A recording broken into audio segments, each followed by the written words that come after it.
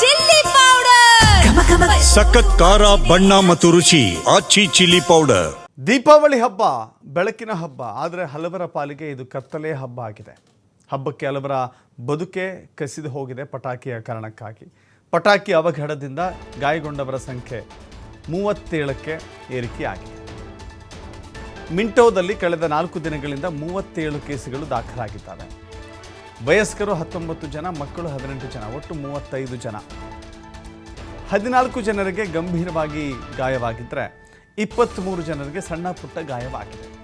ಸ್ವಯಂ ಪ್ರೇರಿತವಾಗಿ, ಅಂದರೆ ಯಾರೋ ಪಟಾಕಿ ಹೊಡಿತಾ ಇರ್ತಾರೆ, ಪಟಾಕಿ ಹೊಡೆಯೋದನ್ನು ನೋಡಲಿಕ್ಕೆ ಹೋದಂಥವರಿಗೆ ಹೆಚ್ಚು ಹಾನಿಯಾಗಿದೆ. ಇಲ್ಲಿ ಪಟಾಕಿ ಸಿಡಿಸಿದವರಿಗಿಂತ ಪಟಾಕಿ ಸಿಡಿಸಿದ್ದನ್ನು ನೋಡಲಿಕ್ಕೆ ಹೋದಂಥವರಿಗೆ ಹೆಚ್ಚು ಹಾನಿ ಸಂಭವಿಸಿದೆ. ಇಲ್ಲಿ ಸಣ್ಣ ಪುಟ್ಟ ಗಾಯ ಆಗಿದೆ, ಆದರೆ ಕೆಲವಷ್ಟು ನಿಂತು ನೋಡೋರಿಗೇ ಗಂಭೀರವಾಗಿ ಗಾಯವಾಗಿದೆ. ಅವರು ಚಿಕಿತ್ಸೆಯನ್ನು ಪಡಿತಾ ಇದ್ದಾರೆ. ದೀಪಾವಳಿ ಹಬ್ಬ ಬೆಳಕಿನ ಹಬ್ಬ, ಬಟ್ ದೀಪಾವಳಿ ಹಬ್ಬ ಕೆಲವರ ಪಾಲಿಗೆ ಕತ್ತಲೆಯನ್ನು ತಂದಿರುವಂಥ ಹಬ್ಬ ಆಗಿದೆ.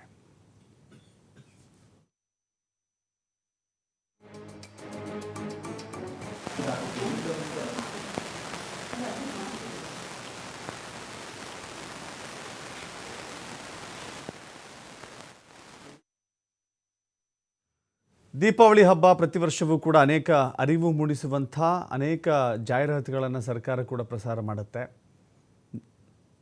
ದೀಪಾವಳಿ ಸಂಭ್ರಮ ಯಾವುದೇ ಕಾರಣಕ್ಕೂ ಸೂತಕ ಆಗದಿರಲಿ, ಸಂಭ್ರಮವಾಗಿ ಉಳಿದುಕೊಳ್ಳಲಿ, ಸಂಭ್ರಮವಾಗಿ ಮುಂದುವರಿಯಲಿ ಎನ್ನುವ ಕಾರಣಕ್ಕಾಗಿ ಪಟಾಕಿ ಹೊಡೆಯುವಾಗ ಇತಿಮಿತಿ ಇರಲಿ, ಪಟಾಕಿ ಸಿಡಿಸುವಾಗ ಎಚ್ಚರಿಕೆ ಇರಲಿ, ಪಟಾಕಿ ಸಿಡಿಸುವಾಗ ನಿಮ್ಮ ಮಕ್ಕಳನ್ನು ದೂರ ಇರಿಸಿ.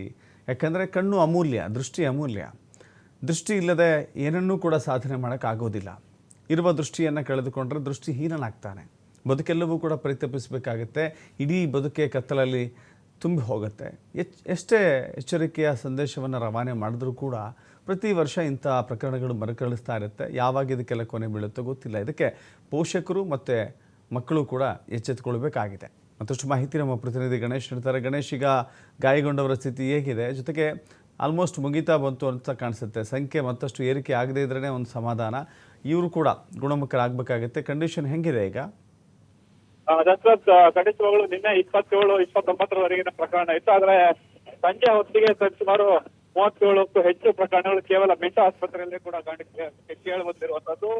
ಸಹಜವಾಗಿ ಬೇರೆ ನಾರಾಯಣ ನೇತ್ರಾಲಯ, ಬೇರೆ ಬೇರೆ ಆಸ್ಪತ್ರೆಗಳಲ್ಲೂ ಕೂಡ ಒಂದು ರೀತಿಯಲ್ಲಿ ಪ್ರಕರಣಗಳು ಜಾಸ್ತಿ ಆಗಿದೆ. ಟೋಟಲಿ 52ಕ್ಕೂ ಹೆಚ್ಚು ಪ್ರಕರಣಗಳು ಈಗ ಕೇವಲ ಬೆಂಗಳೂರಿನಲ್ಲೇ ದಾಖಲಾಗಿದೆ ಅನ್ನುವಂಥದ್ದು. ಒಟ್ಟಾರೆ ಏನಂತಂದ್ರೆ ಈ ಒಂದು ದೀಪಾವಳಿ ಹಬ್ಬದ ಸಂದರ್ಭದಲ್ಲಿ ಪಟಾಕಿಯನ್ನು ಹೊಡೆಯುವ ಮೂಲಕ ಹಬ್ಬವನ್ನ ಒಂದ್ ರೀತಿಯಲ್ಲಿ ಕಲರ್ಫುಲ್ ಆಗಿ ಆಚರಿಸಕ್ ಹೋದಂತಹ ಮಕ್ಕಳು, ಪುರುಷರು, ಯುವಕರೇನಿರ್ತಾರೆ ಒಂದ್ ರೀತಿಯಲ್ಲಿ ತಮ್ಮ ಒಂದ್ ರೀತಿಯಲ್ಲಿ ಜೀವನದಲ್ಲೇ ಕಪ್ಪು ಚುಕ್ಕಿ ಆಗುವ ರೀತಿಯಲ್ಲಿ ಈಗ ಅನುಭವಿಸ್ತಾ ಇರುವಂತದ್ದು. ಸಹಜವಾಗಿ ಕೆಲವರಿಗೆ ಕಣ್ಣಿನ ಚಿಕಿತ್ಸೆಗಳನ್ನ ಕೊಡ್ತಿದ್ರು, ಇನ್ನು ಕೆಲವರಿಗೆ ಆಪರೇಷನ್ ಕೂಡ ಮಾಡಲಾಗಿದೆ.